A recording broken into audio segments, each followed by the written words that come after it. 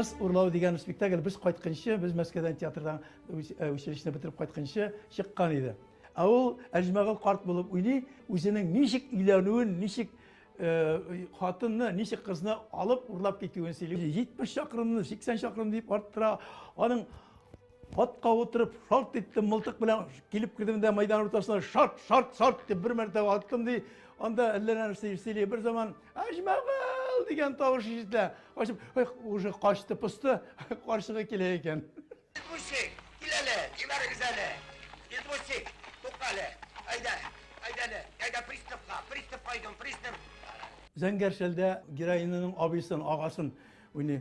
Біз енді яшьтәр құтырабыз, бейгейбіз, нетәбіз, бір заман ол қайтып кірә да, ол сібіркені алада, ұрам сібіркісін бізді қоямында қуғыз деп, қуға башлай, аның білән қытырышып, аның білән егірішіп ойнау, аның білән ол өзі де азарсыға кірә. Ол азарлыққа кірбе деп түгіл, шын мағынасында ол қуа яшьтәрін қуып шығарып кеткеннен соң, нағалат, алғалан, қарысық, қарафәлән деп сөгелеп жатқанда халық үрдіу кетіріп қол шабайды, шошы әшәкі бабайға.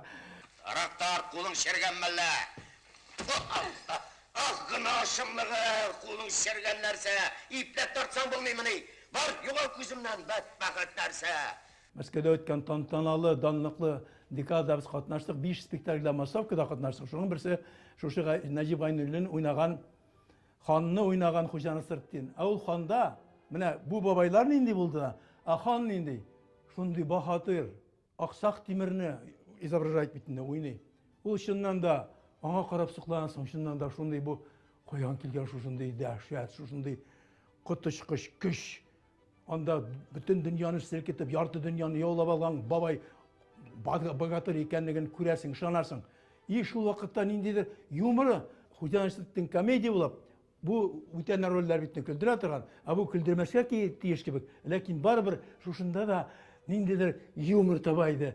İkisinde şakırsınlar mı? Neyinde ikisinde? Kur'an'ın koşu şakırtını da gayfullarını da. Ulan indemet sizin de. Cafalanı bu ulan.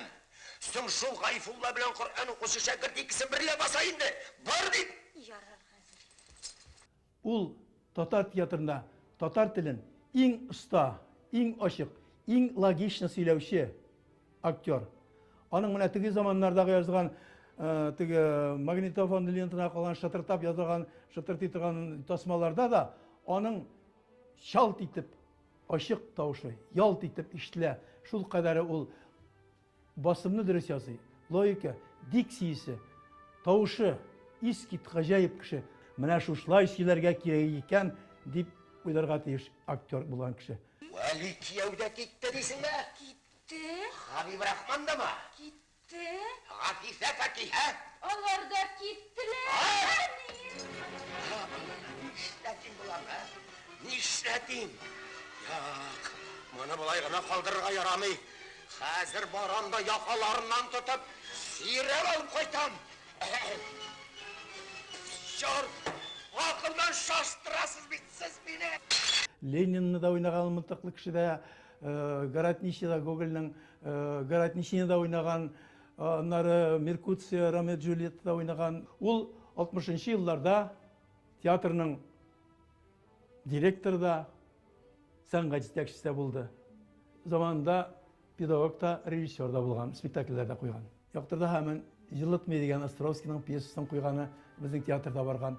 Шуңа күрә ул һәр яклы киң күңелле, гомер буенча шушы безнең театрда эшләгән кеше.